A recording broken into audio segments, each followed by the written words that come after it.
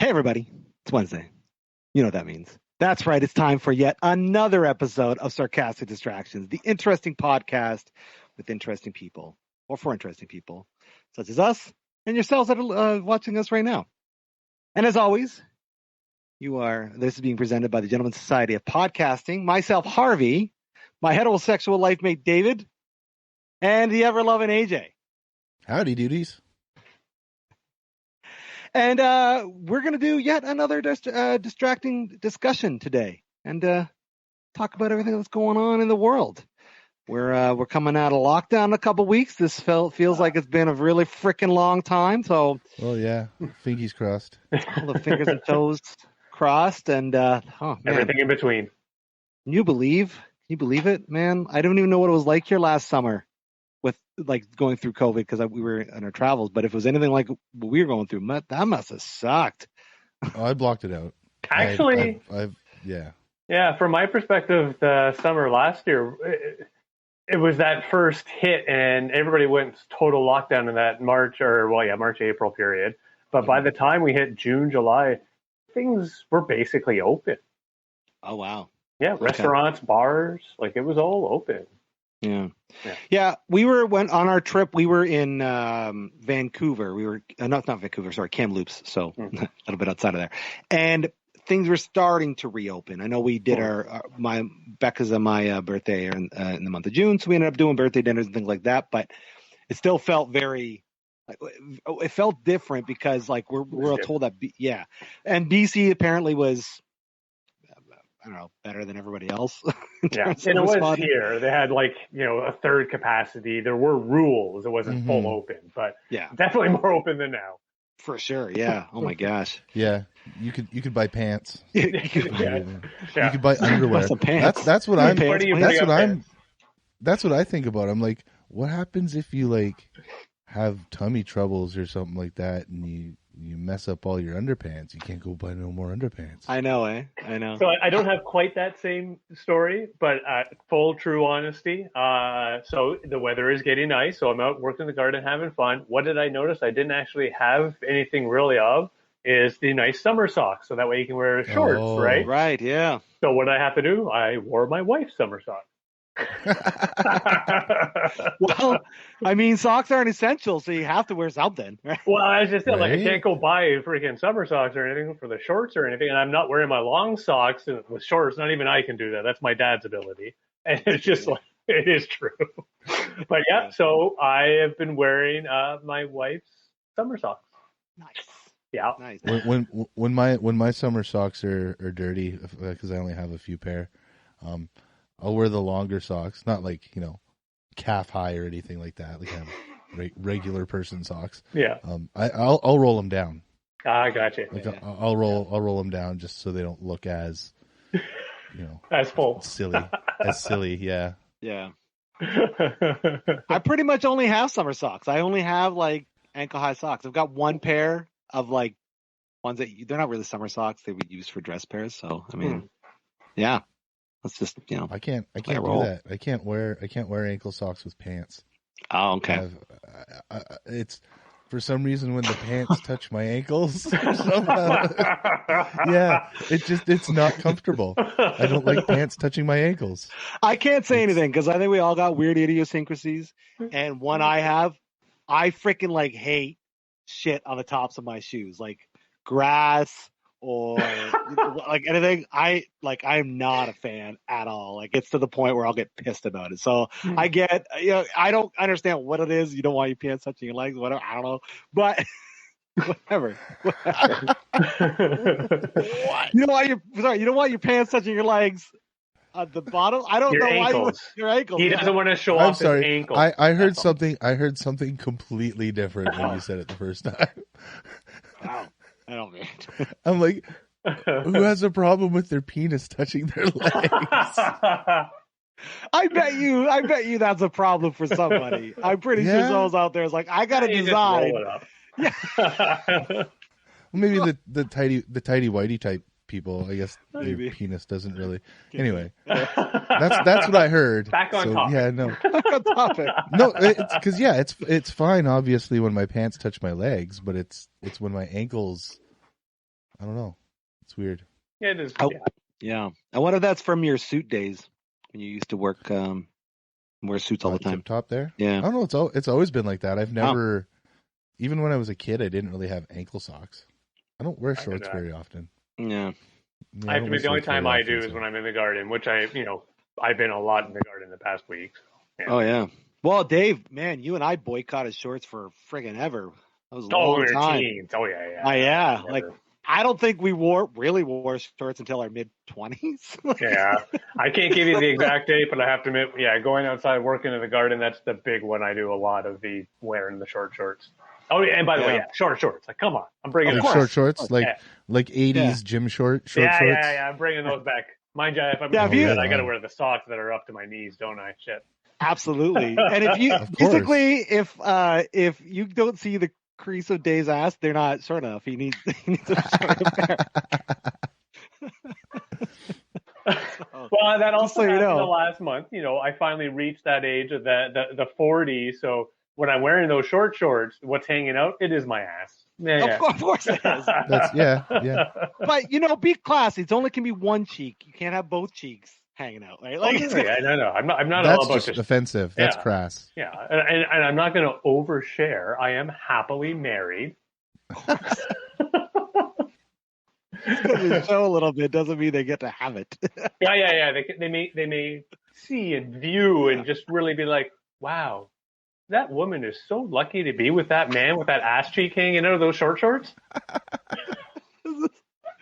I'm positive that's what people think of you when they look at you. I'm positive that's what it is. Men and women alike are like, oh man, I wish I could be married to that guy.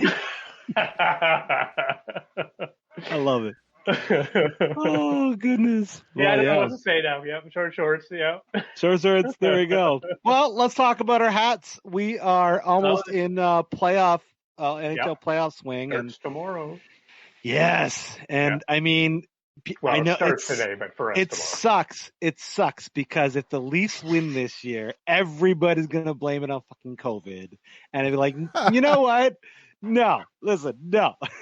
So here's the problem for being a Leafs fan. They don't only have to win it this year, but they have to win it next year when it's like a full-on season again. If we ever get there. Anybody that brings them up, I would simply smile at them and say, okay, that is simply your excuse as not being a Leafs fan. Because the reality of it is they played all the same teams. And in fact, in some ways have it harder because they're playing Montreal first round, which they haven't had to do since like 79 or some freaking year like that. Oh, wow. And it's like, you know what? You can just go sit quietly in the corner while I go downtown Toronto. I'll give a flying fuck what the rules are, and I'm going to get drunk, break a window, and have fun. Yes! That is what we are fucking doing. I'll buy the window. The window. Of course. I'll pay for the window. Think of how much money we're going to make off gambling on the Leafs winning the Stanley Cup. Of course we're going to buy a new window.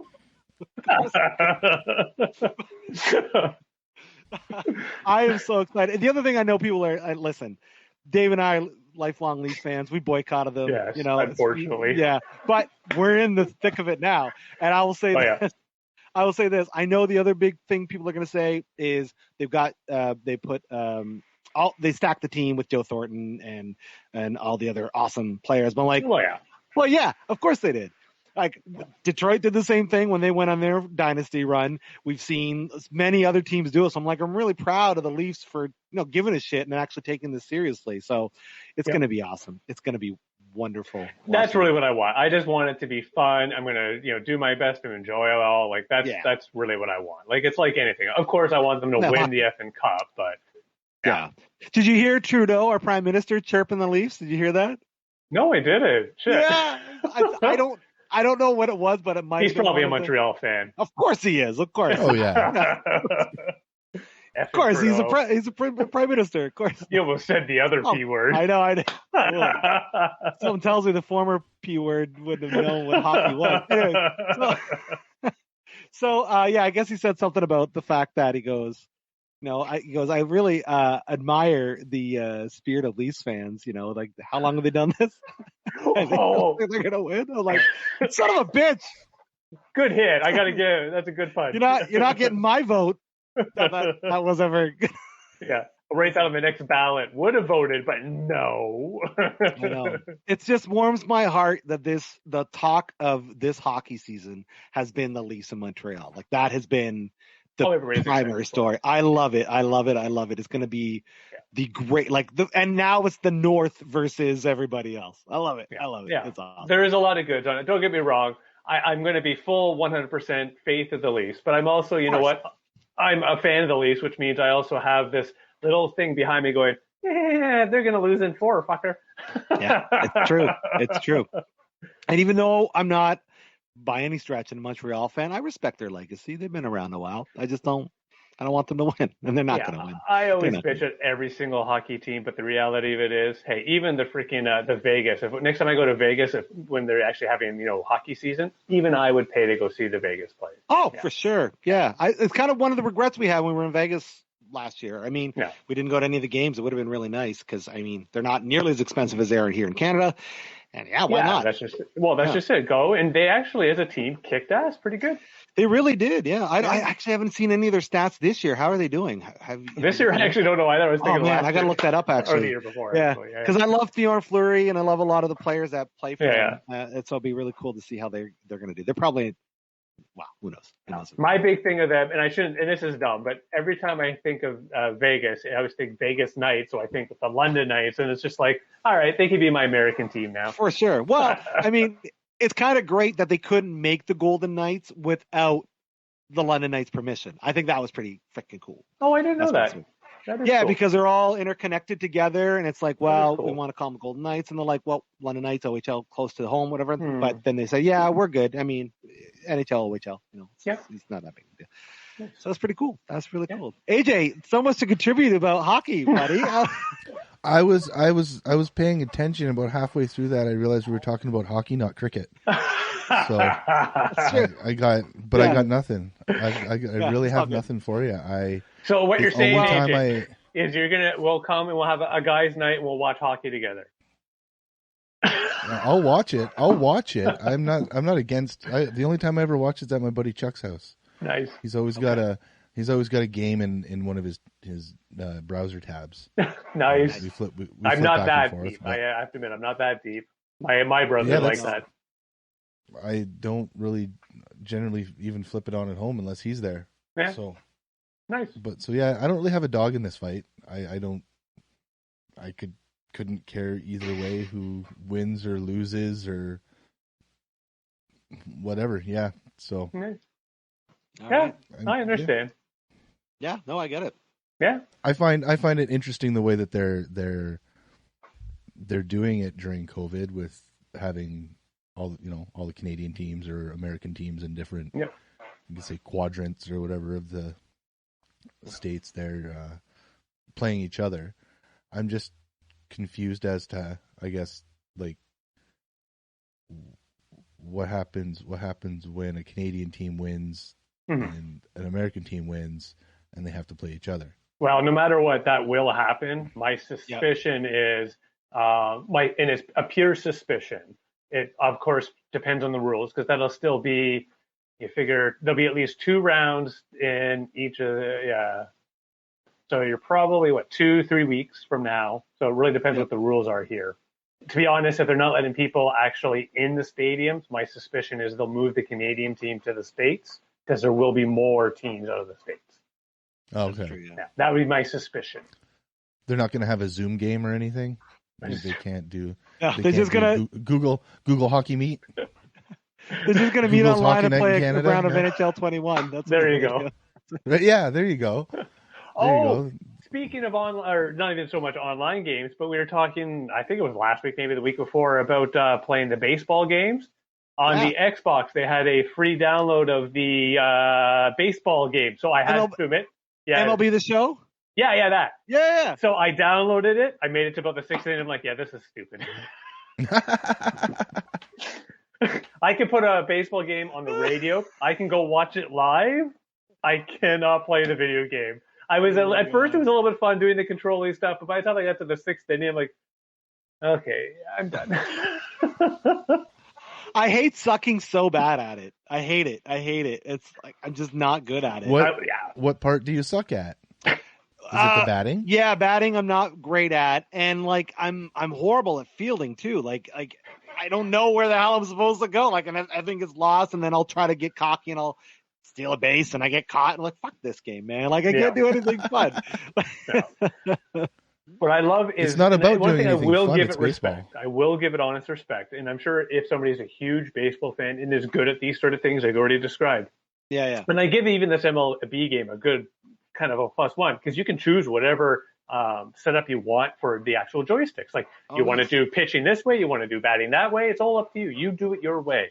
But there are, to your point, like different ways to do pitching, hitting, catching, throwing, stealing. It's just like, yeah, there's just too many. Like, okay, now I haven't played the show in a couple of years, and but I just felt like there was too many systems for me to grasp that aren't quite joined together. And maybe it's just over experience. Like my boy or our friend Ryan, shout out to him. He's an obsessive baseball fan, and he's really great at the game. And it's fun watching other people that know how to play.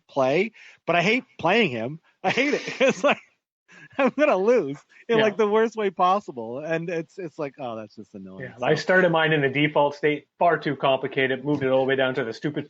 Just push the A button at the right time. That would be how I'd have to play. For sure, yeah. But props to them. Props to Sony for that game. Like, it is phenomenal. It is good. It looks good. The teams are all there. Like I +1 as well. If you're into it, go get it, play it. You'll enjoy it. You'll love it. Yeah. Yeah. Were you gonna say, AJ?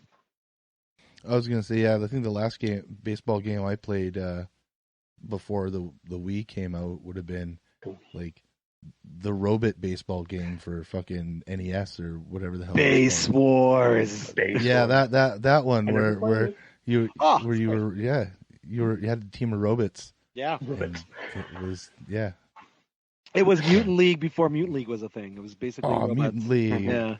Yeah. I love that. That's my favorite football game. Yeah. Hockey for me. Yeah. Yeah, the hockey was awesome. Blades too. of Steel. Oh. Blades of Steel. Come on. Yeah. I forgot about that one. Blades of Steel was awesome. I got. I heard some good news video game wise, and I don't know if it's true or not, but and I don't get excited about EA video game news like ever, but there's talks that they might be bringing back the EA Big line, which was like the SSX Tricky snowboarding games, NBA Street or NBA Jam, all those fun like arcadey experiences. I'm like, well, if you bring those back, you might got my money, assholes. Well, those were always good because they were also great because you could have any sort of person over, and they may not be able to beat you, but they'll have fun playing too, type thing. Yeah. For the multiplayers. Yeah. As long as they keep it multiplayer. NBA Jam's the only basketball game I've ever played on video games, I think. It's my favorite one. Any other basketball games? Yeah. Well, it's funny too because like I try to get into them. I'm not like a big basketball fan, but why not? And they usually every year the NBA 2K series releases it for the PlayStation Plus collection or some sort of heavily discounted thing. So I've actually had a couple of them, and they're again very much like the show. They're amazing games. Like, they're really well done. But at the end of the day, I suck. But NBA Jam, come at me, bro. I love that game. So I'm with you, AJ. That's like my favorite basketball game. Was the Jam the one where you could do like the big head guys running around? They had the three players? Okay. Yeah. Gotcha. Absolutely. Yeah, I remember. Sure. That was a fun one. Yeah. Do the big like super power slam dunks and stuff like that. Yeah. I was basically He's on fire. Yeah. Boom, shakalaka. Yeah, I love it. I love it. Play that in the arcade all the time. Oh, for sure, yeah. I think the last time I played it was on my PS3, and I played it like a lot. It was. I bet you if I go back, it'd be like, you must have put a year into this game. I'm like, holy smokes! Oh wow! I really, it's so like because it's so much fun in arcadey, right? But like to put that into a 2K game, I don't think so. But because the playoffs are on, I'm definitely getting my season started in NHL 21. That's gonna keep me busy for a while. For sure. Cool. Yeah. So I thought that was kind of cool. Yeah, all those fun arcade games making a comeback. That'd be a good time. It would be fun. Again, it's like what we chatted about, I think, in one of the other ones, where it'd be fun just to go be able to even play it as an arcade game. I don't expect them to actually do arcadey stuff too much, other than the new style of arcades. Sure, but yeah. It's funny you say that. So since we're on video games, Housemarque, they're a developer. They developed that new game called Returnal for the PlayStation 5. They're typically known for smaller arcadey games. One is called was the launch title for the PS4. It was Resogun, which is a really fun puzzle game, very arcadey game. But Returnal is a very big shift from that. So you would say Resogun is a new age version of like Galaga or something. One of those kind of nice. Okay. Yeah, with much more complex, but I gotcha. Exactly. Returnal is not that. Returnal is like a punishing fucking whatever you call these styles of games where you're just a glutton for punishment, like the Dead Souls and things, like where you just get beat up. And they made it so like you cannot save. Like you have to do the run in and some runs go for like an hour or two. Like it's a long session. Yeah. And apparently, here's my whole drawn out point here. Apparently, Housemarque said that they shifted from their old style of arcades to this style because they're like arcades they're dead. Like there's no in all of its sense. I'm like, well, I don't want to believe that, but I can kind of see why. True. I think it is. You got Dave and Buster's or whatever our equivalent of. Well, we have Dave and Buster's in Canada too, but then there's that was the Rec Room or whatever it was. Yeah. I think that's your only really arcade outlet anymore. It's true. Not nearly as much fun, but they're okay. They do all right. No, it's you go there to spend money. Yeah. You don't go there to buy drugs. That's not why you're there. No, I hope not. Anyway, not like the old arcades. Cheaper. Well, no, I got you. No. Not anymore. Not anymore. That's those pool halls have closed down. Yeah. That's true. They're the first to go in the COVID swipe. The one down south here is still open. The name has popped out of the brain, but they're still open, I hear. Well, they're not open right now because of the rules, but they are still around. Yeah. Man, I haven't been to a pool hall in years. Oh, well, then as soon as they open, come on down. I haven't been there in a couple of years either, but I was part of a pool league for Oh, wow. 6 I'm years. Not you then. Fuck that. Oh, I'm not good. No. I was just the guy that could show up and play. I'm not good. And then how about we put $1 a ball and then he fucking clears the table on the first break or some I wish shit, I right? had that skill, but no. Here's how you beat Dave at pool. Just have one more beer more than him. Yeah, that's just order me another beer. Dave, come on, have another beer, dude. It's like me and my bowling. You remember those days? Oh my God. Our bowling league. What the hell? Shit. It was a lot of fun. I miss it, but yeah. Which is funny because I never once would think that I'd ever want to be a part of a bowling league, but we had such a good time. Mm-hmm. Like every week we did it. It's like, we definitely. Bowling's good times, man. Yeah, bowling is good times for sure. But I have a problem with bowling, and that is because of my white trash roots. I feel like I should be better at it. Like I'm almost good, but I'm not great at it. I feel like I should be really good at this, and I'm just not. Yeah. The big challenge now, the only place you can do the old school bowling is out east at that one bowling alley. The one up north that we were at, it's gone. Yeah. Old school. What do you call old old school? What's the difference between someplace like say the Palisade or what you would call old school? So Palisade is more about the meals. Yeah, they have the bowling alleys there. So it's not bad. I'm not knocking Palisade. I actually enjoy it there. But when I think of the old school where the place is just a bowling alley, the only one I can think of is out east. Yeah. Okay. Yeah. And you can get like a snacky concession. Well, of course, beer. As opposed to that sit down. Yeah, okay, I got you. Yeah, we had one of those back home. Okay. Yeah. Palisades are fine. Don't get me wrong. I'm not knocking Palisade. They got the pool tables. They got the bowling.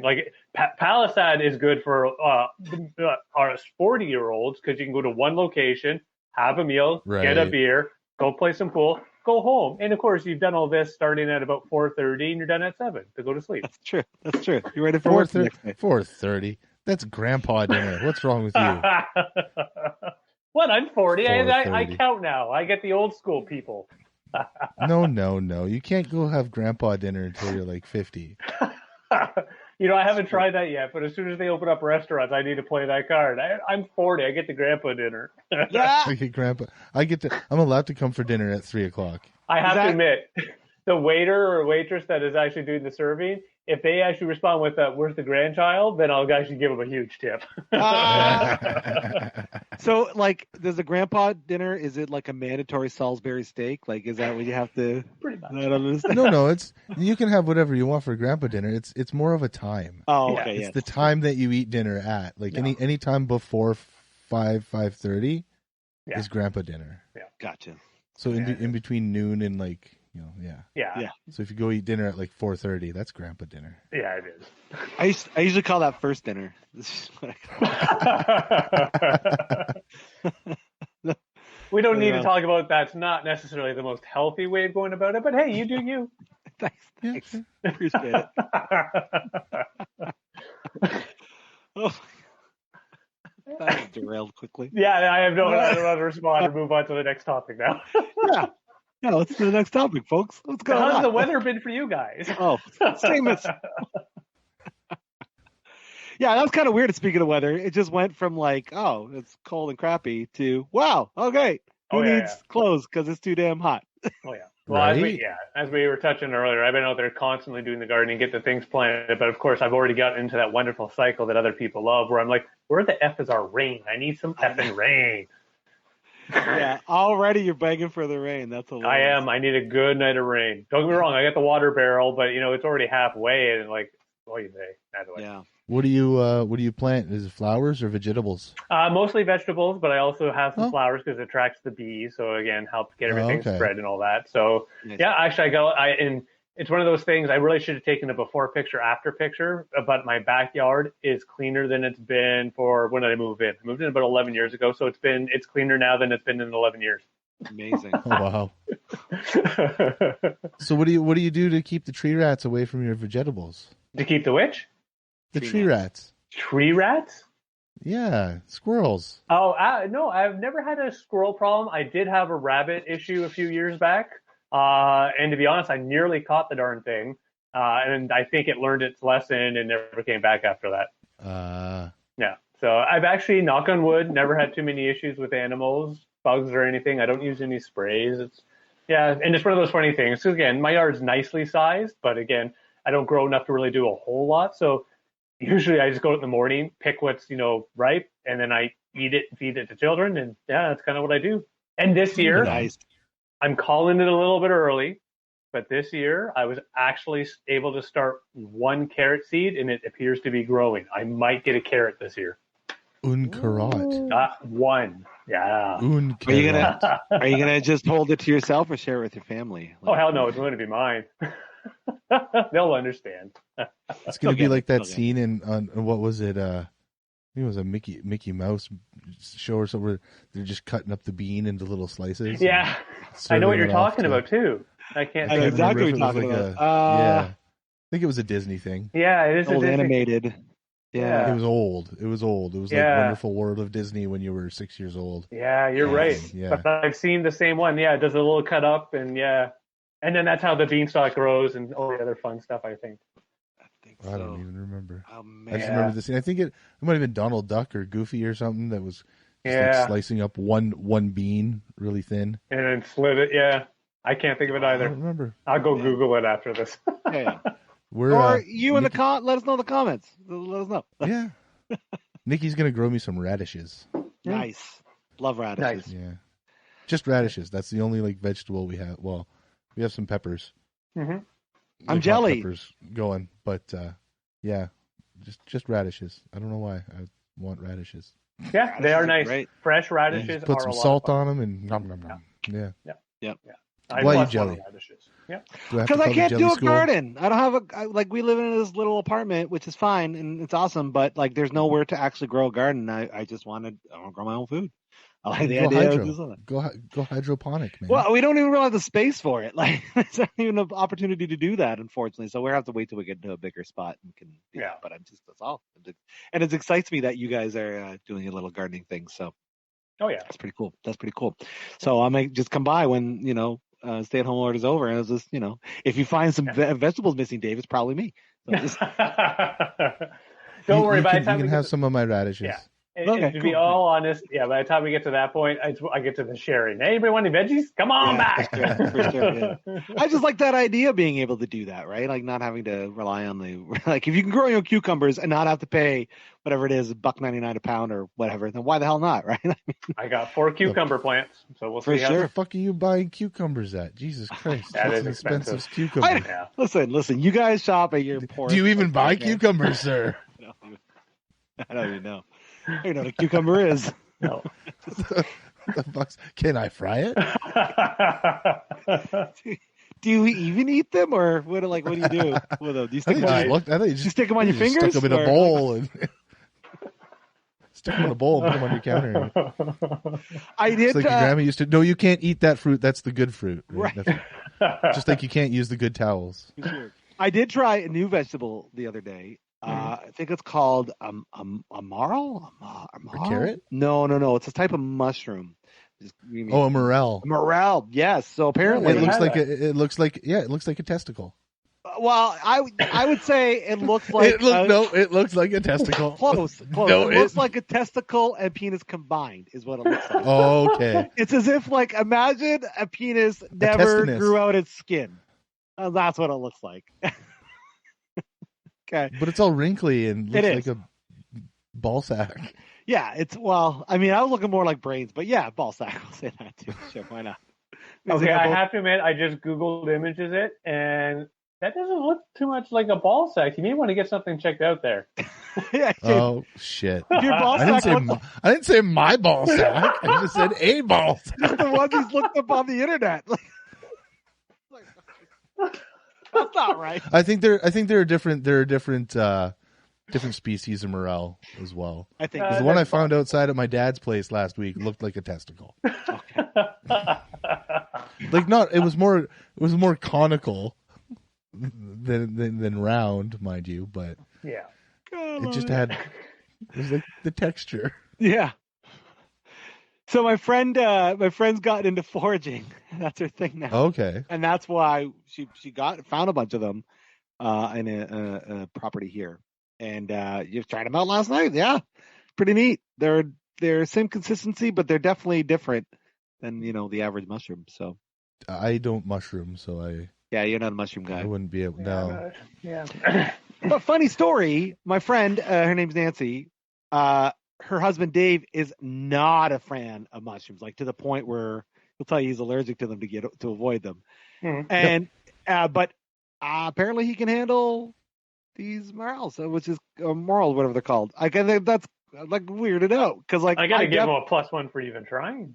For sure, but they don't taste like mushroom, but you can definitely get the back notes and things. You know what I mean? They're still mushroom-esque. It's not like they're not mushrooms. So I was really good on you, man. Yeah, no, I got a +1 on them because, generally people when they're don't like mushrooms at all, they're not willing to try other ones because it's still a mushroom. Oh yeah, it's a fungus, right? For sure. Oh, I'm the same way. Yeah. Mushrooms are evil. They're aliens. They're gonna take over your house. That's cabbage. Cabbage is shit. That's the food you don't eat. I can cabbage. Cabbage. No. I don't mind cabbage either. No, I think in this case you're the odd duck here, Chris. Yeah, no. Neither Dave or I mushroom, and we both cabbage. So yeah, you're the odd man out, sir. I don't mind being the odd man because that stuff tastes like shit, and I don't know how people eat it. I just don't. I'm sorry. Unless it's I can't do Brussels sprouts. Sauerkraut I can do. No, I can't. Oh. I can't do. Brussels sprouts. Brussels sprouts too. I like Brussels sprouts a lot. Yeah. Oh, gee, that's cabbage. Yeah, no, it's not. They're not the same at all. Brussels sprouts is like a baby cabbage. Yeah, I like Brussels. They're not. It's a cabbage baby. You're eating babies. Babies on the cabbage. Technically not the same, but I like this joke, so let's roll with it. It's like baby funny. corn. Keep it on. Yeah, like baby corn. Baby corn. Don't need the babies. Oh, nice. So, yeah. So that was kind of fun. That was neat. Try that out. Yeah. That's cool. That is cool. Yeah. I have to admit, I hear people doing a lot of that, doing the picking up random veggies and stuff that they find in forests and bush and stuff.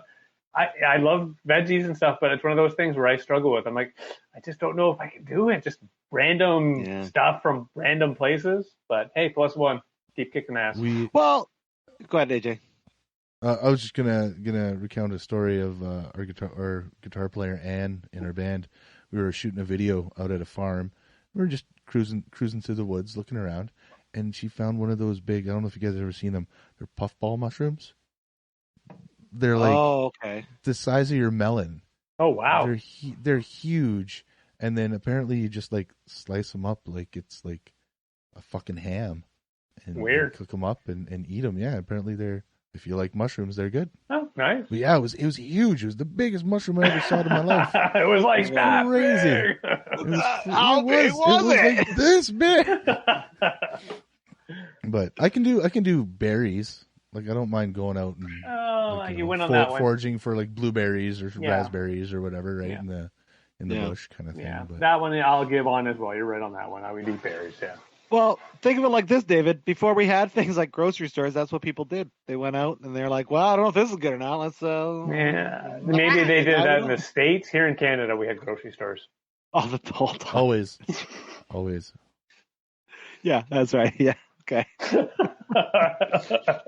I'm kind of with you, Dave, in the sense that, like, I don't know how comfortable I am doing it, like trusting like what I know about food. Like, I don't know, but like it's worth the adventure, which is funny because like I'm sure it's just because of the algorithm. When Nancy was telling me about her foraging, I got like something through my feed, and they're like, "Well, listen, foraging is a new what I think people are doing. However, be safe," and gave all these safety precautions. Like, wow, is it actually dangerous to go forage food? I'm like, oh, I guess it kind of is, because she might be fighting other animals. Well, especially mushrooms. A lot of mushrooms are incredibly poisonous, right? Yeah, that's true. Yeah. So, I have to admit, if I was out with somebody and they're like, "Dave, try this," yeah, sure. After you, I'll wait about half an hour, then I'll give it a go. Somebody's got to call the ambulance, man. That's right. You don't have to live forever. He's got to live longer than that other person. Yeah. Yeah, that's fair. Well, even with these Moro mushrooms, whatever they're called, same thing. I was like, well, I've never tried them before, so you tell me. And then they told me to cook them. Like, they'll do the exact same thing they did. So yeah, because even they're possibly potentially toxic as well. I don't know if they're dangerous, but yeah. Oh yeah, could you stick or something? Okay. Could be. Yeah, maybe. Could be magical mushrooms, which is why foraging is out there in the first place. That's what people are really looking Everybody's looking for the magic mushrooms. Hell, you can just buy those online now. I know. Day and age we're in. These don't do shit, but they taste good. It blows my mind actually that you can just buy that stuff online now. Like it's crazy to think. Like, wow, when you just buy magic mushrooms, and now that they're becoming more talked about in the medical sphere because of their effects on depression and anxiety and all that stuff, which is awesome. Like, I mean, it's just such a far cry difference from when we were kids. Like, I would even say, like, I don't know if I ever really bought into the marijuana's dangerous hype. Like, I don't know if I ever really got that sort of mentality throughout my years, but I honestly thought shrooms could fuck you up. Like, I thought like that. Oh wow, they could, like, you could die because of all these crazy stories, which is clearly not true. Like, that's not something you could actually do by eating shrooms. And it's just, and now you can just go buy them online or go to a microdose clinic or like. That's just crazy. I know some people who are doing the microdose thing. Yeah, why not? With the mushrooms, they a gram every here and there, a gram or two every here and there, and it seems to help. Nice. Yeah. Well, I mean, people be a little more peppy, a little more happy. Well, I mean, I don't, and please forgive me if I'm overstepping toes. I don't think any of us suffer from massive depression. I mean, obviously we get depressed, but we're not. I don't think we're suffering from that. So I don't know if we can completely relate to that headspace, but I can only imagine being inside your own head in an altered state can only help you through that. So, I think it depends on how much you take. I think. Yeah, fair. Because I think the higher you get, the more into your own head you get, and that's when you start to get the boo-hooing and the thinking, and it's just like getting drunk. Yeah, you have a beer or two. You're not gonna be that guy sitting in the corner of the room boo-hooing because your shoes are dirty or whatever. That's true. That's true. Well, what was it? I watched this thing on. Shout out to Russell Brand. It's his podcast thing. I can't remember what it's called, but he was doing a thing. Is like, should psychedelics be illegal and whatever. But he did bring a good point. He goes, many people that suffer from depression, it's basically like they've got this negative loop going on inside their mind, and that's kind of where that's where the depression comes from, because it's like you can't get out of that loop, and it's just negative all the time. They're saying that psilocybin can kind of kick you out of that loop, right? Mm-hmm. So it's like, you can get a new perspective on your situation, and that's kind of what it is that makes you feel not so depressed, I guess. And like along that path, because again, there's always the path that can help you maybe get on. Exactly. Yeah. And I mean, I don't know. I just think it's cool that we're even talking about this. I can't believe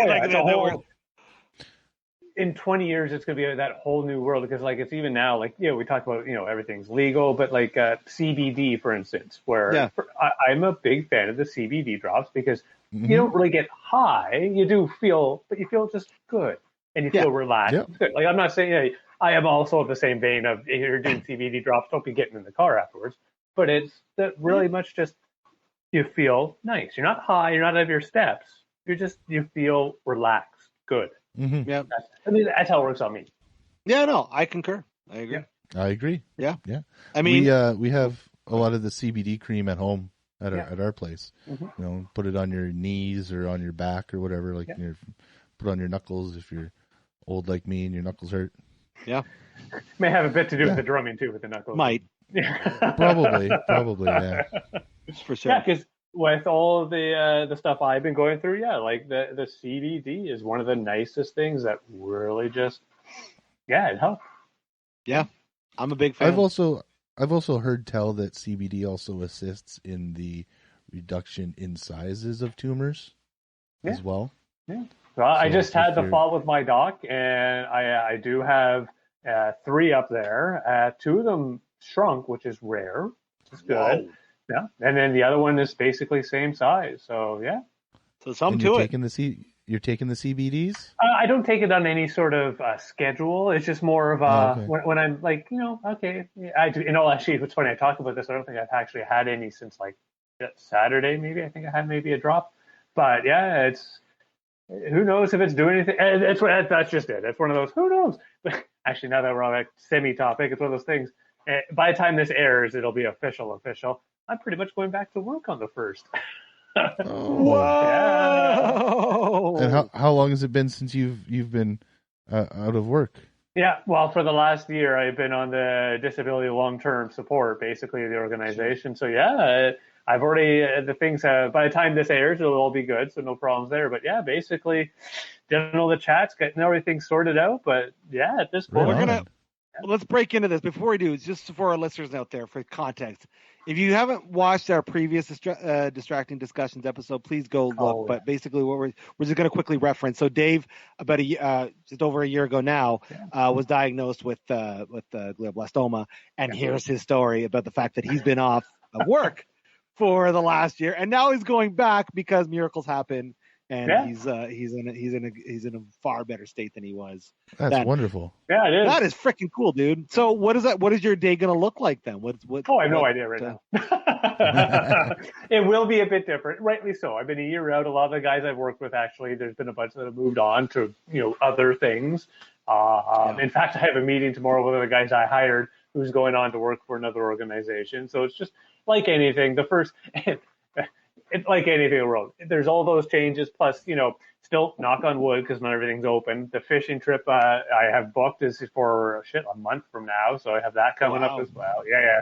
So it's one of those fun things of just lots going on, and we'll see how it rolls. The first couple of weeks is going to be a lot of Dave's back. Hey, Dave, high five. Everybody's going to forget how much of a dick I can be sometimes. It'll be great. Are you actually going into the office, or are you doing the work from home thing? So I'm going to do the work from home I have to go in to pick up some things because I returned them all when all this fun started. But other than that, I'm going to start with probably just at home.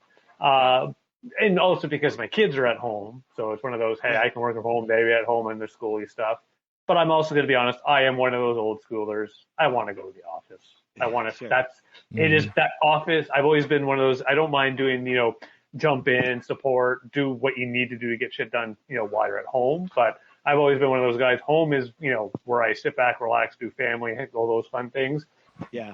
I go to the office to do my worky stuff. But we live in London. It's easy to get around. If I lived in Toronto, big city, I'd have an opposite mentality, I'm sure. I'd have a room in the house that's office. Everything outside that room is home, things like that. Mm-hmm. Yeah, I know. I feel you. With my new job, that's exactly. This is the first time I've really ever worked from home, aside from my own projects.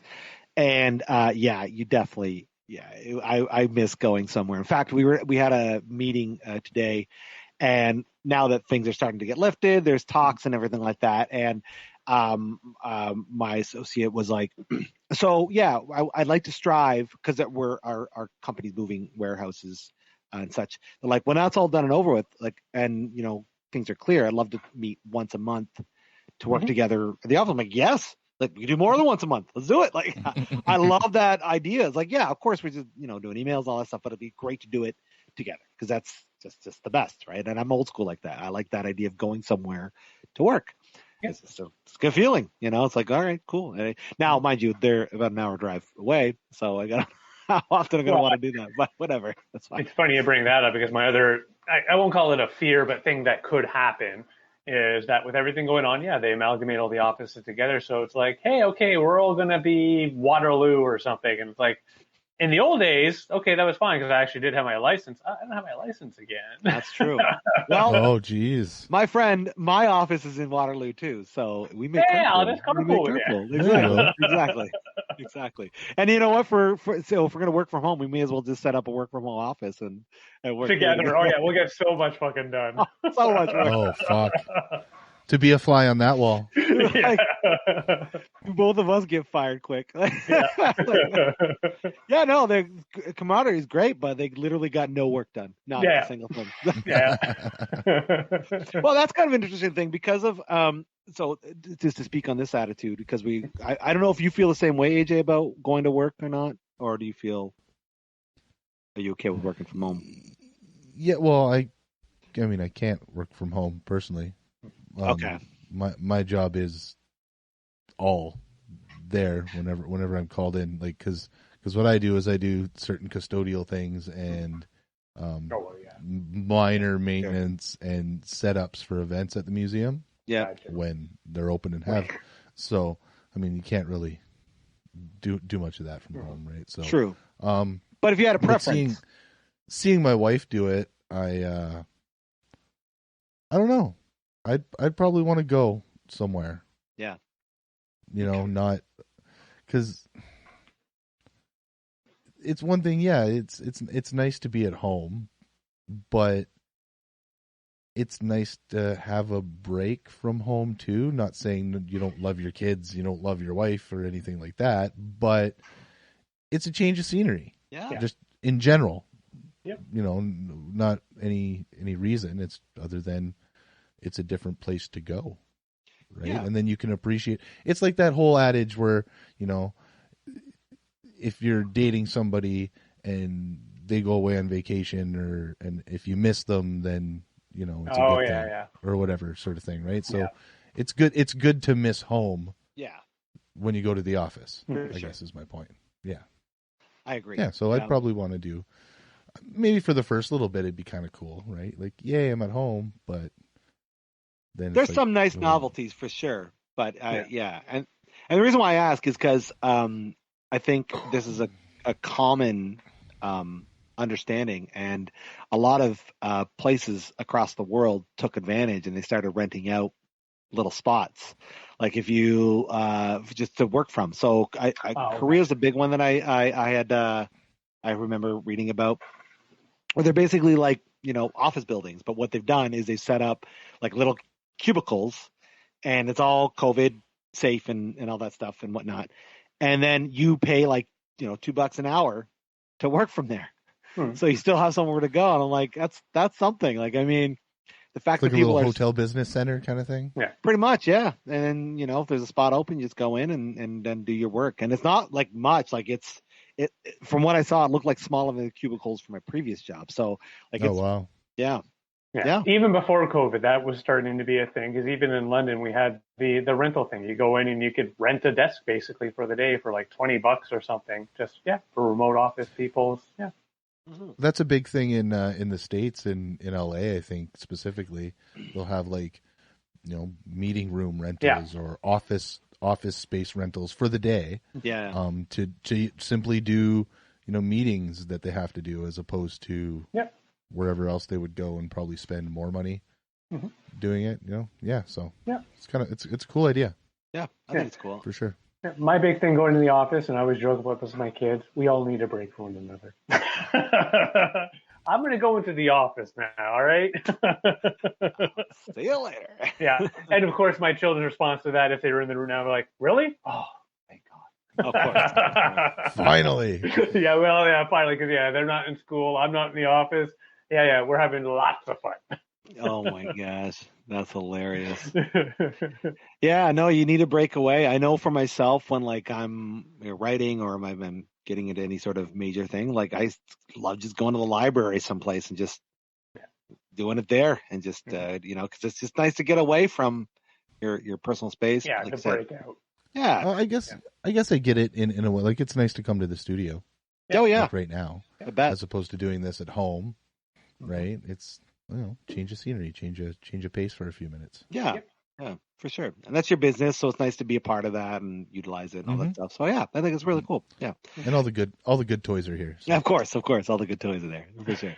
Yeah, I think it's just, again, we've talked a lot about how much of a shift our lives have had over the last year, and it's interesting that office buildings are now relatively defunct because nobody goes to the office anymore, but B, people are now reviving them by charging you office rental space. I think that's just funny. It makes me laugh. It's like, oh no, the commercial real estate's going to suffer because everyone's working from home now. I'm like, wait, before you say that, one second. Can I just like charge people just a few bucks a day to come and use the space? Yeah. Okay. No, it's not going to suffer. The office, everything's good. That just makes me laugh. So it's true. Yeah. Cool. Yeah. It's cool. What else is on people's minds? Wait, what else is on people's minds? Sorry. Dabba-doo. I don't know, anybody watching any new television, or have you seen any good movies lately? Nothing new. We Bex and I started the 4th season of The Handmaid's Tale, which I know is a lot of very popular. Have you guys watched that? Have you seen this? No, I've heard of the book. Yeah, the book. Yeah, I've never read the. I've read the book, never watched the show. I don't know how to. I don't know how to read, so I'm just kidding. I just don't. Whatever. We're not going to make fun of you. No big deal. But yeah, no, I'm not sure. I'm not really sure of the premise or anything like that either. So, well, watching the show, I really regret not reading the book because I want to know the contrasts of the two. I will say this, like, the show is really well done in production, but watching it, you're going to feel pissed off pretty much straight through. And then the reason why is because of the subject matter. So I don't know if you're aware of what Handmaid's Tale, AJ. No, sir. I'm going to bastardize the shit out of it. Dave, please jump in and help me out. Or leave me twisted in the wind. I don't care. Whatever. So basically, it's an alternate reality where a bunch of people turn the U.S. into this like deep religious state, and it's really freaking bass backwards. And a handmaid now is basically, aside from whatever, they basically give birth for these families that, for whatever reason, aren't able to produce children on their own. Yeah.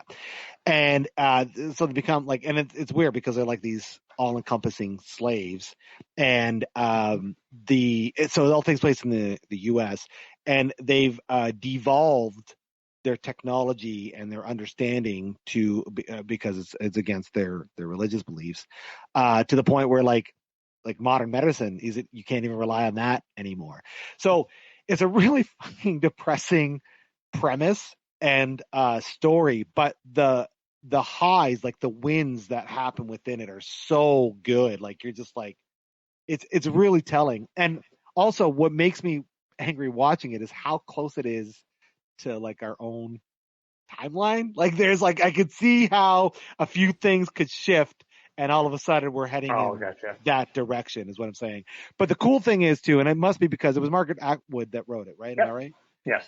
The cool thing is Canada is the heroes of the story. That's the best part of Handmaid's Tale. Yeah. In the book, we're not so much the heroes. We're just not that same methodology. Right. Exactly. Yeah. In some ways, I probably shouldn't call it out, but my memory of it is we're similar to the old slavery days where we happily accept people running away, but we don't get involved per se. Oh, okay. Yeah.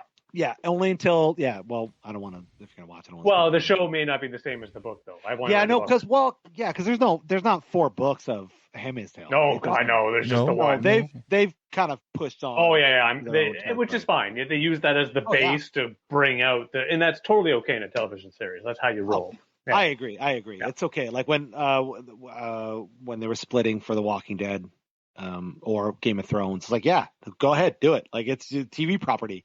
Go ahead, veer into your own direction. That's why. Both of those are shows I can never get into. Ugh. Are you serious? No. Game of Thrones, dude. I'm with Dave on this one. I tried. I got to about the 4th season, and this is fucking boring. You made it to the 4th season of Game of Thrones. And you didn't finish it. I kept falling asleep. Yeah, no. No, I had to restart it a few times because I'd start falling asleep even in the first couple. Like I just no. I ate that shit up. I thought that was honestly, like, I can't think of a show with better production values. I just can't. Like when I think of like my favorite episode, and like maybe of all television, like is the Battle of the Bastards. Like you have to watch this episode, like. And the thing is, you can watch it, and it's fine to watch it in its own standalone piece, and you'll be like, "Oh wow, that's really well done." But like in the context of the story, and I think it is season 4 that happens. I think it's just amazing. Just everything about it it's flawless, in my opinion, in my understanding. So, and honestly, this is the first time I've talked to people that are like, "Yeah, no, Game of Thrones, I just didn't. It wasn't my thing." I was like, "Wow, I was really surprised." Like, I wouldn't. No. I have to admit, when I get in front of the telly, like I am the 30-minute guy. I am one of those peeps that just drives other people at the wall. Like I want the Sunny in Philadelphia, Arrested Development, Family Guy, Simpsons, going back in the day. Sure. That's the type of guy I am. I can't do, and I know you mentioned already, you don't necessarily watch every episode. I can't do one of those. I need to be one of those that you can pretty much watch any episode, you'd be fine. And you're good, yeah. Well, either way, if you don't watch any other episode, you have to watch that one day. Go put an hour and a half aside, watch Battle of the Bastards. Or don't. I mean, whatever. It's your life. Live your life. Whatever. But let's talk about It's Always Sunny in Philadelphia. Also one of the best shows ever. We haven't even brought that up on this show yet. I love that show. I haven't watched it in a long time, I have to admit. But I have. You haven't? Probably the last time I watched that was when I was sleeping on Chris's couch. That would make sense. Back in the day, yeah. Yeah.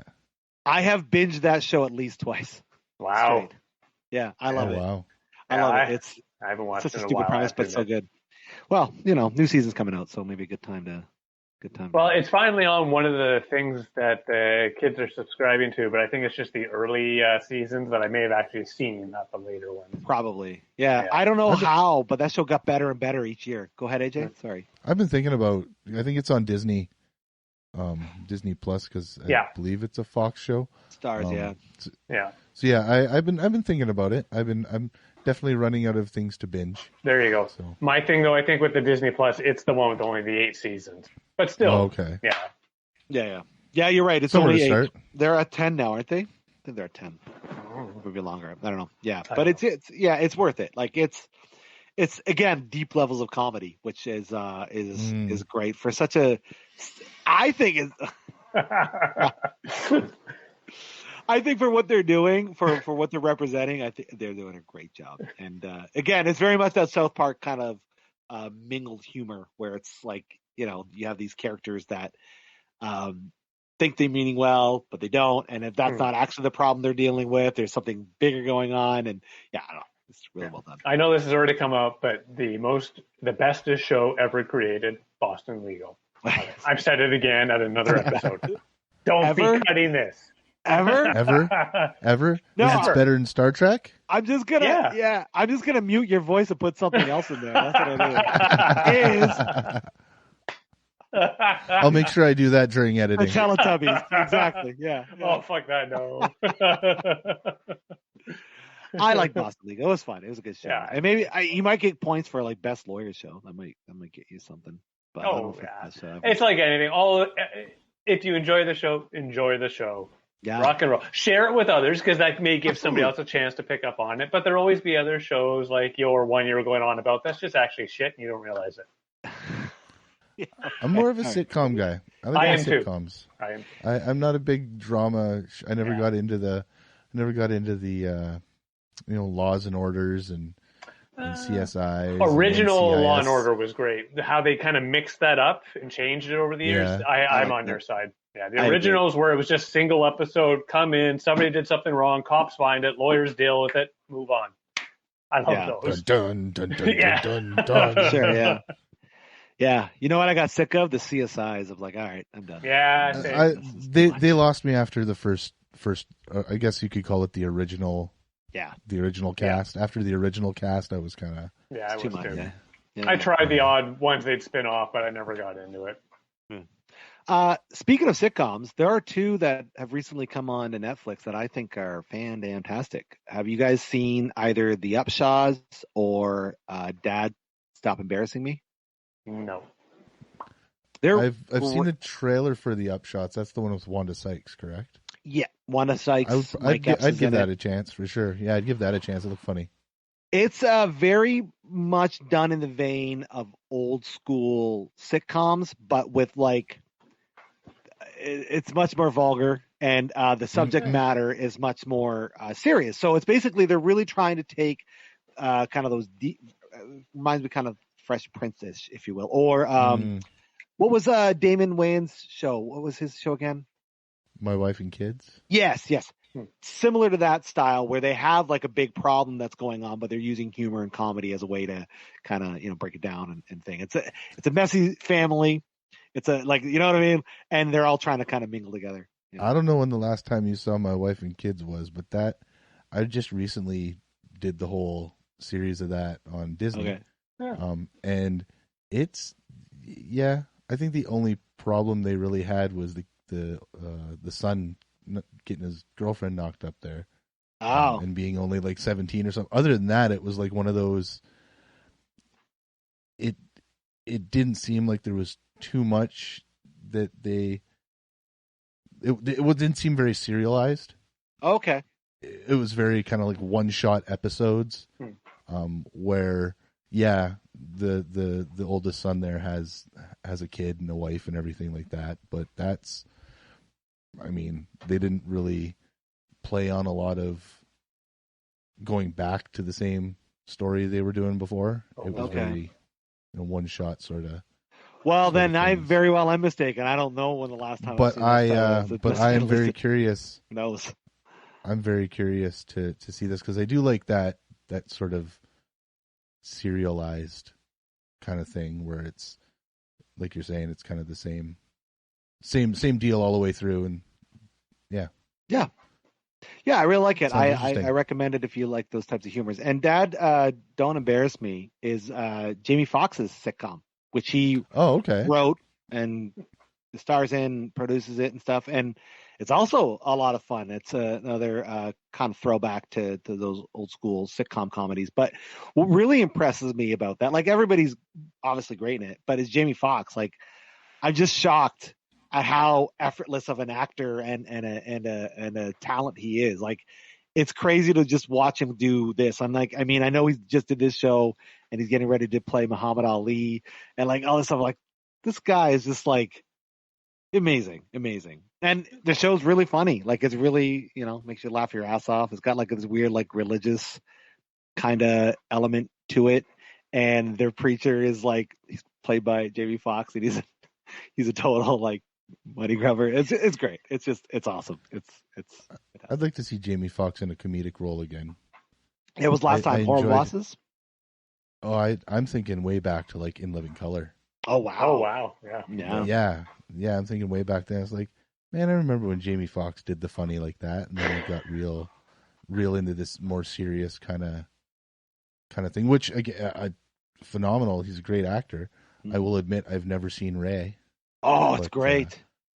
But I know of his performance in that, and I've seen clips, and I've never seen the whole thing. And yeah, I think he did a phenomenal job.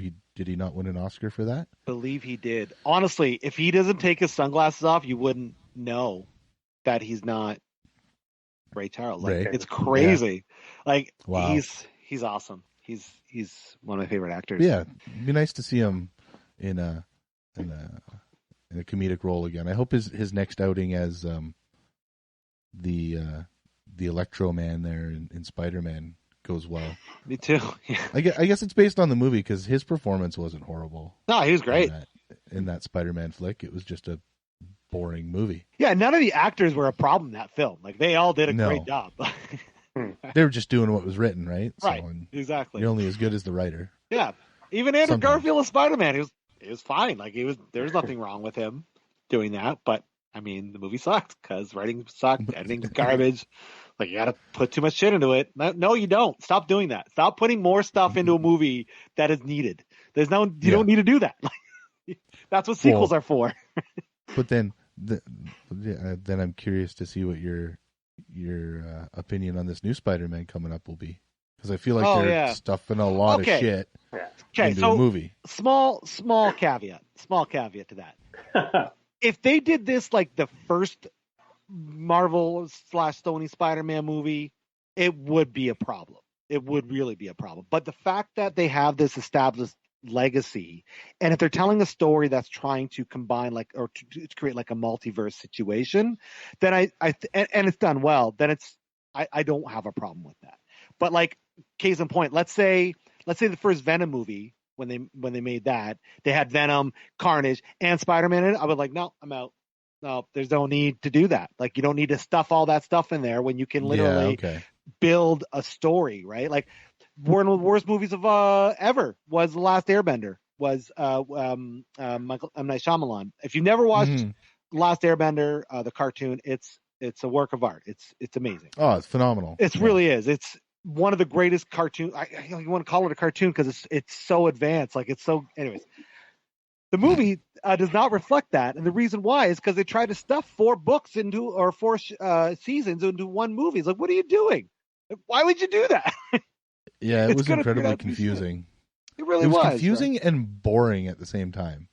Yeah, that's what I found, and it was weird that they, you figured at least it might be kind of intriguing having them stuff, trying to stuff so much story into one movie.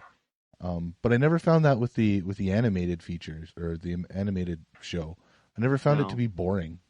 Oh no, like that. No. Yeah, there wasn't even a boring episode in that show. Like, and again, though, I think that's because they took their time, right? Like the creators knew their story that they were going to tell prior to telling it, so they knew that it was going to end in 3 seasons, and or what was it 3 seasons, 4 seasons? I can't remember what it. Yeah, whatever, doesn't matter. But they knew, and so when they wrote it, for that, when M. Night or whomever it was that adapted it was like, oh, cram it in. Like, no. You fucked it up. You should have just done 1 book and then hope to God you get a sequel. Okay, that's what. Right? No, yeah. Yeah, but what do I know? Yeah. He makes great movies and not so great movies, and I don't. So, I mean, we could break it down, and I feel like there's more shit than gold in that pile. Well, in the M. Night Shyamalan pile there. It's a debate. Dave, do you have anything to add to that? Do you think that's true or what? Yeah, I know. I have to agree. I think he swung and hit on that first-ish one he had done, but after that... What about Unbreakable? That house he went... Yeah, Not for me. Yeah. Don't get me wrong.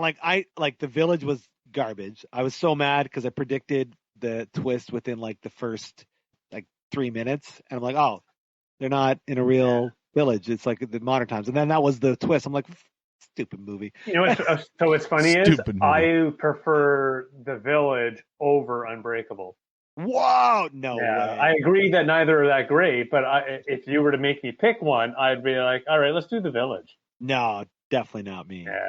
Like the best is Sixth Sense. Like Sixth Sense. That one, sure. even I will admit. Yeah, like even I was like, holy shit. Yeah, that was right. But that was also one of the first. It was. I don't want to say the first, right? But that was one of the first modern takes on that kind of storytelling where it blew your mind the first time. Yeah. But then to use that trick every time.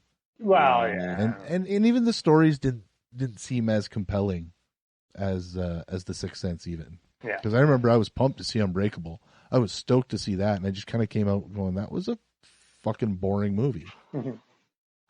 That's funny. Like, there was a little bit of action and everything in it, like there was Bruce Willis doing his thing, but it still felt very underwhelming. Yeah. Yeah. They did keep it going too, didn't they? Like they made a sequel-ish thingy too. They just did. Two. Yeah, they did too. Well, that's kind of interesting too, because like I think he planned to do this the trilogy way back then, but it didn't do very well, so that was never going to happen. But then when he released Split, was it 2 years ago now? I don't think I've seen them. Oh, I think Split was a while. I can't remember how long ago it was, but they released it and it did well, and then it tied into the third, which is Glass, and yeah, he's got himself his little superhero trilogy. Yeah, I don't hate him as much as you guys. I agree. I think I do agree that there's more shit in M. Night Shyamalan's repertoire than there is gold. Yeah, your favorite movie's The Happening. That's what it is. Your favorite movie's The Happening. Oh, fuck that. You love that movie. Definitely not. I know you do. Definitely not. That's your favorite. That's your favorite movie ever. No, it's definitely not. With your favorite actor, Mark Wahlberg. Yeah, definitely was. Mark Wahlberg. I think I turned that movie off early. I don't think I could watch all of it. I was like, "This is dumb." But stupid. But you know, movie. I think it's interesting. Like, it's got to be hard because, like, when your thing is the twist, like that's your thing, and you're known for it. Like everybody expects it, and so you got to give it. Yeah. And, I mean, after the Sixth Sense, what twist? What are you gonna make that's bigger than that? Oh shit, he was dead the whole time. Spoiler alert! You're not seeing the 1990s. If you have not seen The Sixth Sense, go see The Sixth Sense. Maybe you should just stop listening. This is on you, audience. The Happening is the tree one, right? Yeah. Not to ruin it for anybody that hasn't seen it. Okay, it's the tree one. Okay, yeah. No, there's a statute of limitation on spoilers. Yeah. The statute of limitation on spoilers for that one is passed. Yeah. Yeah, I'm happy for him. I mean, he's a Canadian guy. Kind of want him to succeed and all that good stuff. I'm glad that Split and Glass are at least kind of in the right direction. But I don't know. It's like I don't know how he's going to resurrect his career to make awesome movies again. Because like your whole premise is, I got to come up with another twist. Like, well, maybe you don't. Maybe you saw. Yeah, but the other side of that, I'll go on defense of him just for the shits and giggles. If he is happy making those things, of course he wants them to kick ass. But if he's happy making them, and people are giving him the cash to go do it, well, fucking you be you. That's Don't true. be somebody else you're not. What are you gonna do? Yeah, complain. Yeah, that's true. Yeah. Well, I guess he did try something different with Last Airbender there or whatever it was, and it didn't. No. There you go. Maybe he should have put a twist in the movie, and that twist was you're not going to put 4 freaking movies into one. That was the twist. He was dead the whole time. Appa was the. I got nothing. I don't know. Remember the first time you watched The Sixth Sense though? Like that was to me that blew my mind. Man. It did too. It caught me. I did not know ahead of time. Oh, it was great.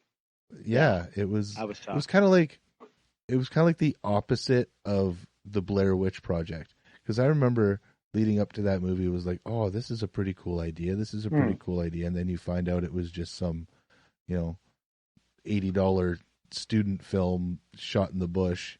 Like, it was like, oh, I feel so ripped off now. I don't think I've ever felt lied to by a movie propaganda ever before in my life. Like, yeah, sometimes you get disappointed. You see a trailer, like, yeah, it's going to be an awesome movie. And then you go see the movie. It's like, that's not the movie I was expecting. And then you're kind of a little disappointed. No, I felt like I was like lied to, like my grandma lied to me or something. Like, it was just, I just felt like that offended by the fact that it wasn't real, right? Yeah, I never saw that one, so I can't speak to it. Yeah. Oh, you never saw the Blair Witch? No. Wow. I mean, it's not necessarily worth your time. No, At the time, I think at the time it would have been, but so far past, it earned its place in the pop culture. Well, it was a different way, a different style of going about it. That's true, yeah. And it was like, at the time, it was the highest grossing low budget film of all time, right? It made a shitload of cash. So because they lied to everybody. They did lie to everybody. Because they blatantly lied to everybody. Oh, that's true. That's true. But I mean, they're still trying to do that today with the paranormal activities and things, right? They're trying to make it so it's like, oh, maybe this really happened. It's like, no, it didn't. So, stop it. But I think because of that experience, that's why people are able to be like, no, that didn't happen, right? You're probably right. Because I remember when they had a website, they had the whole story. Yeah, they had it was just they worked their asses off to pull off this fakery. That was when viral marketing became like a thing, right? Yeah, that was like the beginnings of viral marketing. That was around the same time I think Trent Reznor was leaving thumb drives in bathroom stalls. It's a little bit off. I think Blair Witch was 90s. You're thinking of the Year Zero album, and that was 2007. No idea. No. Yeah. No. No. Yeah. No. Yeah. No. I think no. with teeth, yeah, it would have been. So with teeth would have been 2006, and I think Year Zero is 2009 or 10. I might be off by a year. But either way, could that have ever happened without the Blair Witch Project? I don't think so. I don't think that whole experiment could have been, or any of those, until they kind of led the way, and they bamboozled us. Yeah, but, And another trope that kind of got old quick, just like the twist ending movie, regardless of who did it. Yeah, which was what I was going to ask. Sorry, I was going to say how do you make a good horror movie today? Like, can you do it on the same that same level? I don't know. I mean, every time we get a good idea, we abuse it to the point we bury it in the ground. Well, yeah, and that's going to happen with any type of movie. The first one is usually the one that everyone's like, yeah, this kicks ass. And then after that, it's just that step down the stairs. Yeah. I think the psychological thriller for me would be the one that you're able to continue to float. Yeah. Just because, like Dave just said, Freddy Krueger got old. Yeah. Jason Voorhees got the slasher thing got old, or the twist ending thing got old. But whereas, at least for my money, it's those ones where that could be your next door neighbor kind of idea, right? Yeah. The Silence of the Lambs, or even American Psycho, regardless of what other underlying messages that movie kind of held, or that story held. That could be your fucking neighbor. That's true. Like Patrick Bateman could be your neighbor. Hannibal Lecter could be your doctor. That shit scares me, man. That's creep me out, fucking, man. But yeah, I don't think I'd ever be scared of another Freddy Krueger if they did a reboot of that again. No. Granted, the very first one was probably the best because it was more psychological. Yeah, and even the original one, and this is me watching, of course, I watched it when I was a bit older, but it was one of those, it wasn't true scary. It was just gory. Yeah, I agree. Yeah, the original was a bit more on the scary side. Then they got gorier as the years went on, but they got silly and gory, and they turned into horror comedies, basically. Yeah, pretty much. But the very, very first original Nightmare on Elm Street, for my money, was well worth the hour and a half sitting through it. Oh, I'll still watch them. Because not only was that one gory, I don't know. I think it used the gore well, as opposed to the later installments, which were again playing it for laughs or playing it for, and then the fact that you don't hear too much of Freddy Krueger speaking or see him in the light all that much. It plays with that psychological nugget in your brain, where the rest is just this is trash. Mm-hmm. Yeah, I would agree. It's a classic film. Well, I take back my question, because I realize there are two awesome films that have recently come out that are horror films. Jordan Peele, he's a master filmmaker. He's made Get Out and Us are two of my favorite. I don't call them horror films, but I mean they're because again, this is a premise that is hot right now. Is challenging your thoughts on the situation. So it's not just about scaring you, it's about bringing social commentary into it, and I think that's really cool in how he's presenting that. So I shout out to Jordan Peele. I love that guy, and his take on the Twilight Zone. Have you not seen any of the new Twilight Zones? Oh my god, I haven't. Oh my word. I haven't had a chance to. Friggin' awesome. But I will agree with you on Get Out. It was definitely not what I expected. Yeah.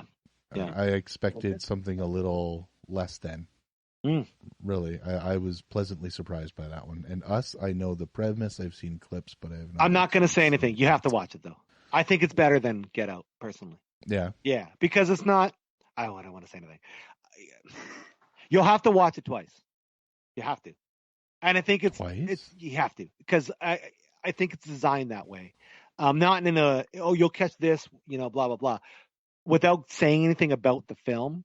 And I realize now you didn't see anything in the clips, because there's so much that they don't tell you. Okay. Yeah. We'll watch it. We'll have an episode. Because I know anything I say as to why you have to, it's going to spoil the premise of it. And it's just really great. It's awesome. And he's I feel like I have, in a way, seen it. I watched this fella on the YouTubes that does what he calls a kill count of horror movies. Okay. So I'm pretty sure I've seen and he'll show the movie not from beginning to end, but he'll cut it. But did they talk about the plot points? Talks about the story, plot points and stuff like that. So I may know what you're referring to. Maybe. To a degree. Maybe. Either way, just watch it. It's great. So, just watch it. I can't wait for whatever he's going to do next. I am so excited. Listen, he's such a good filmmaker. Like Becca, my wife, hates horror films. She is not a fan. That's not her jam at all. But both those films she's seen multiple times, and she loves them. Like she's enamored by the storytelling and kind of what they're going through. So, testament to Jordan Peele, man. Here's a nugget for you. Did you know that Get Out was supposed to have a different ending? Yes, I did know that. Yes. Yeah. Have you seen this film, David? No, I don't think I have. No. Oh, don't spoil it for me. You gotta watch them. Well, I mean, it can spoil the alternate ending. That's true. Yeah, he won't. Yeah. But yeah, the character was supposed to go to jail in the end of it. As opposed to no, I have seen this. I just Googled it. I have seen this a while ago, but I have seen it. Yeah, as opposed to at the end of. I think so. I don't fully recall it. So it's probably not saying much about it. I apologize. Well, yeah. Yeah, I don't know. I love him. Yeah. Nice. Yeah, he's good. And again, for a funny man. He's known as the funny man, the Key and Peele guy, which a phenomenal sketch show. In great my show. Opinion. But being known as a funny guy and putting out all of these weird and cerebral kind of horror things is really cool.